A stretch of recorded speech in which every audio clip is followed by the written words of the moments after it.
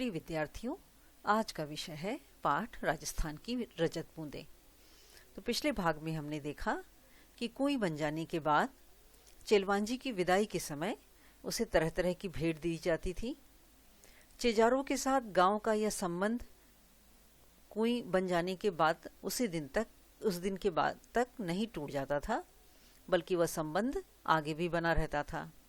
और आँच प्रथा से उन्हें वर्ष भर के 30 त्योहारों में, जैसे विवाह आदि मांगलिक अवसरों पर, नेक भेंट दी जाती थी और फसल आने पर खलिहान में से उनके नाम से एक अनाज का ढेर अलग से लगता था।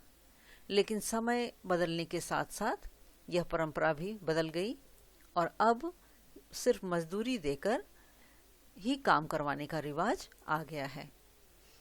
तो प्रस्तुत है पाठ का अगला भाग।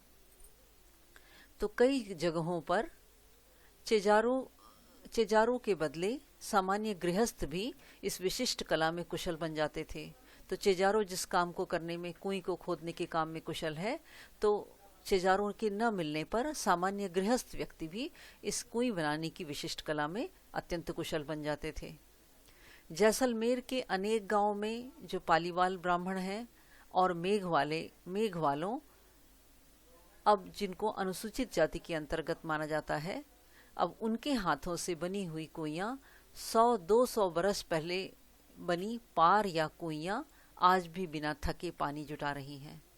तो पालीवाल ब्राह्मणों और मेघ वालों ने जो कुइयां बनाई वो 100-200 बरस पहले बनने के बाद भी आज भी बिना थके, बिना रुके उनमें पानी इकट्ठा हो रहा है।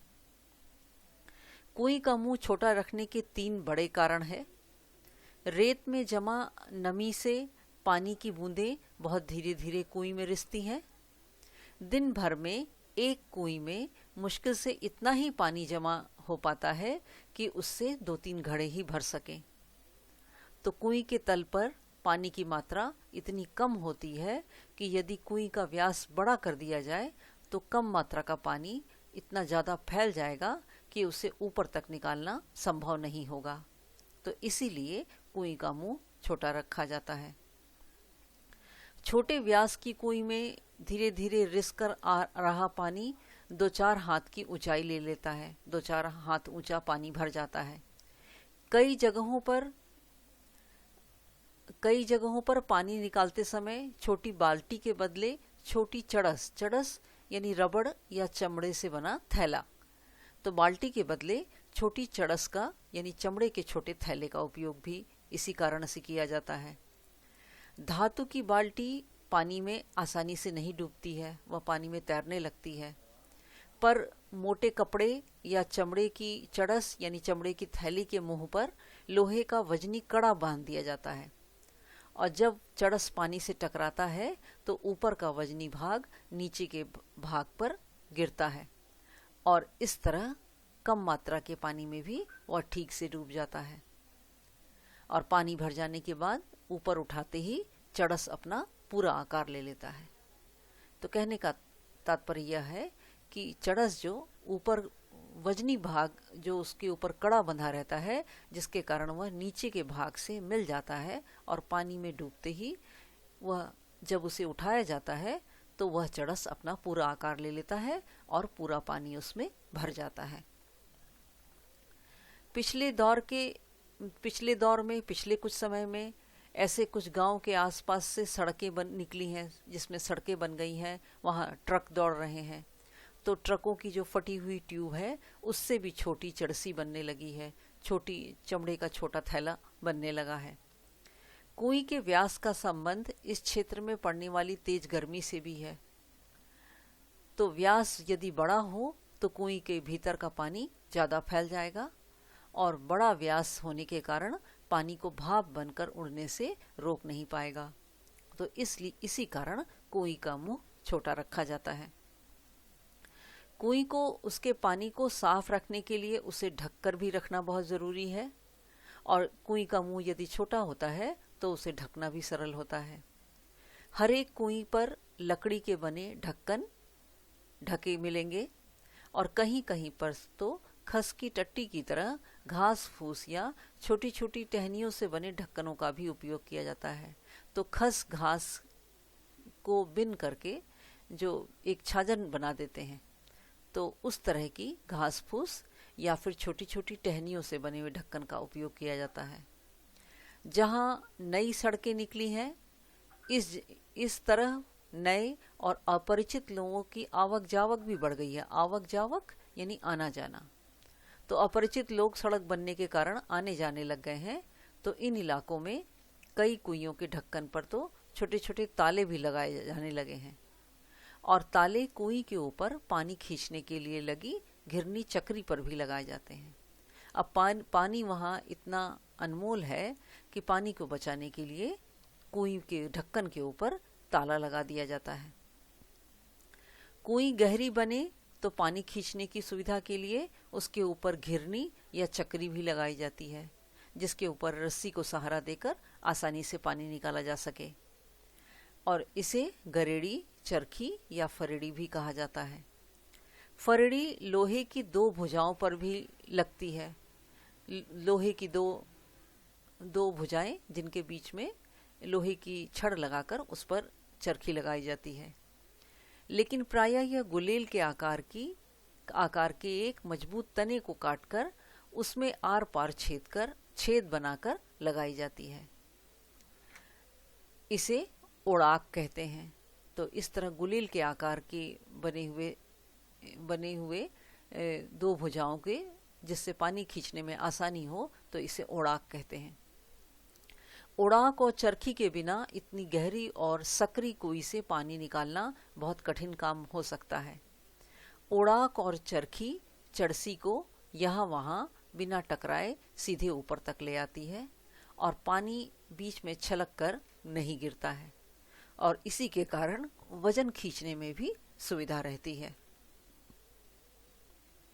खड़िया पत्थर की पट्टी एक बड़े भाग से गुजरती है। राजस्थान के एक बड़े भाग से खड़िया पत्थर की पट्टी गुजरती है, इसलिए उस पूरे हिस्से में एक के बाद एक कुई बनती जाती है। ऐसे क्षेत्र में एक बड़े साफ सुथरे मैदान में 30-40 कुइयां भी मिल जाती हैं। हर घर के लिए एक कुई बनती है। परिवार यदि बड़ा हो तो एक से अधिक कुइयां भी हो सकती हैं। निजी और सार्वजनिक संपत्ति, निजी यानी अपनी और सार्वजनिक सभी के लिए जो है, इस संपत्ति का विभाजन करने वाली मोटी रेखा कुई के मामले में बड़े विचित्र ढंग से मिट जाती है। तो कुई के कारण निजी संपत्ति और सार्वजनिक संपत्ति की जो अलग अलग करने वाली बात है, वह अपने आप ही किस विचित्र ढंग से मिट जाती है, समाप्त हो जाती है। हर एक की अपनी अपनी कुई है। उसे बनाने और उससे पानी लेने का हक उनका, जिसकी कुई है उसी का हक है कि वह अपनी कुई से पानी ले। लेकिन कुई जिस क्षेत्र में बनती है वह गांव समाज की सार्वजनिक जमीन है, और उस जगह बरसने वाला पानी भी बाद में वर्ष भर नमी की तरह से सुरक्षित रहता है, और इसी नमी से साल भर कुइयों में पानी भरता है। नमी की मात्रा तो वहाँ हो चुकी वर्षा से पहले ही तय हो जाती है कि वर्षा जितनी हुई है, नमी भी उसी के अनुसार माप ली जाती है। अब उस क्षेत्र में बनने वाली हर नई कुई का अर्थ है कि पहले से तय नमी का बंटवारा। तो नमी कितनी है यह पहले से ही लोग जान लेते हैं। तो यदि उस क्षेत्र में नई कुई बनने लगती है तो यह पता चल जाता है कि अब जो नमी जमीन के नीचे है वह नमी बट जाएगी। इसलिए निजी होते हुए भी सार्वजनिक क्षेत्र में बनी कुइयों पर ग्राम समाज का अंकुश लगा रहता है। तो ग्राम समाज की तरफ से उस पर रोक लगी रहती है।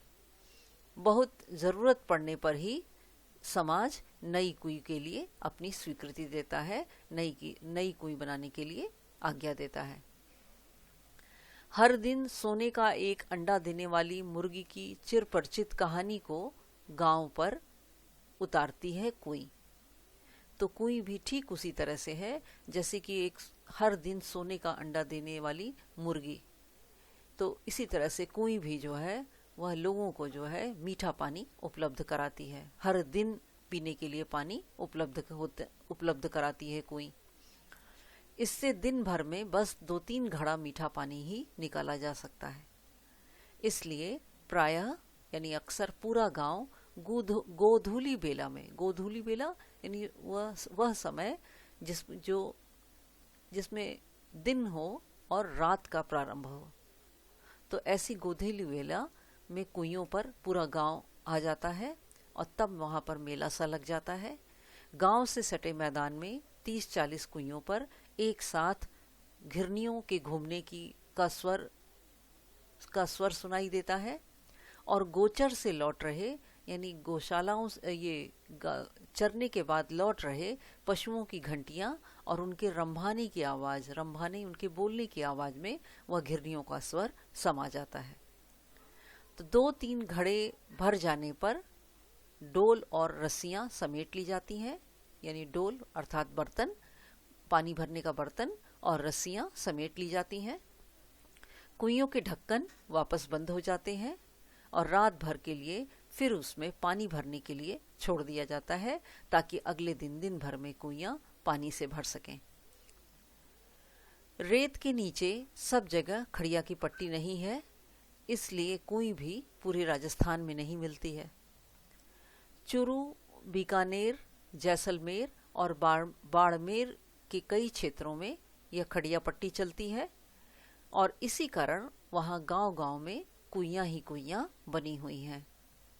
जैसलमेर जिले के एक गांव खड़ेरो की ढाड़ी में तो 120 कुइयां थी कभी, और लोग इस क्षेत्र को 6x20 के नाम से जानते थे।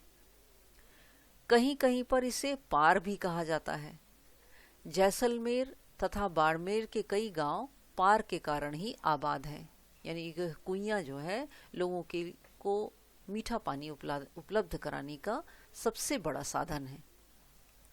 तो कहीं कहीं पर इसे पार भी कहा जाता है और जैसलमेर तथा बाड़मेर के कई गांव तो इसी पार के कारण ही वहां पर आबाद है, लोग रहते हैं, और इसलिए उन गांवों के नाम भी पार पर ही हैं।